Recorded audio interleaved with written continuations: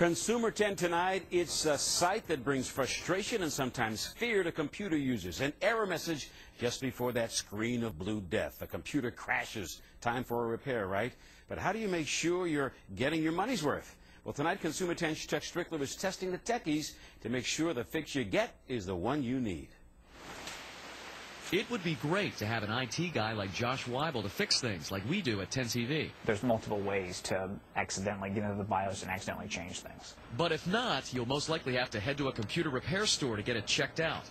We decided to put three big chains to the test: Circuit City, Best Buy, and Micro Center.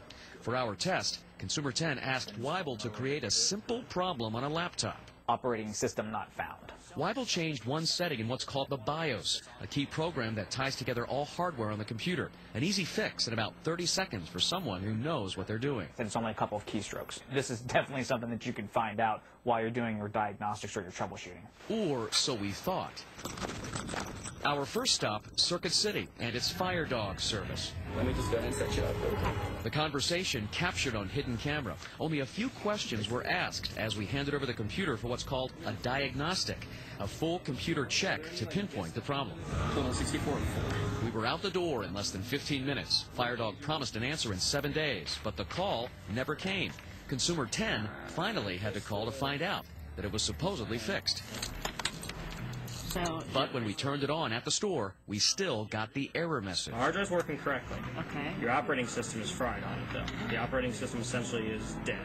What is that? And to reinstall the operating system, the charge, an extra $130. We took the same computer with the same problem to Best Buy's Geek Squad. But looking at this, I have a feeling it's probably either a hard drive or the motherboard, one of the two. Once again, we paid for a diagnostic test, this time $62.98, and we're out the door in less than 10 minutes. Few questions asked.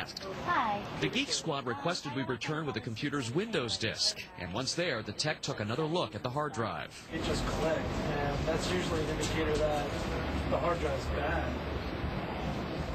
It's just locked up my system. The tech said he'd do the diagnostic test again at no charge. I like to think we don't make any mistakes, but, you know, things do happen. Then 2 days later, we got called back with this explanation. It looks like we have a bad hard drive. It's clicking, it's giving us some weird sounds, which is not a good thing. Diagnosis: bad hard drive, needing to be replaced. To fix, the tech suggested a new hard drive for $80, installation of that hard drive for $39, and installation of the operating system for $129, totaling about another $250. Consumer 10's third stop, Micro Center. And what is it doing or not doing? This worker spent the most time with us of all the three, about 20 minutes, asking many specific questions about the problem, even having us write it down. The diagnostic charge, a few dollars more than the others, $74.67 the total.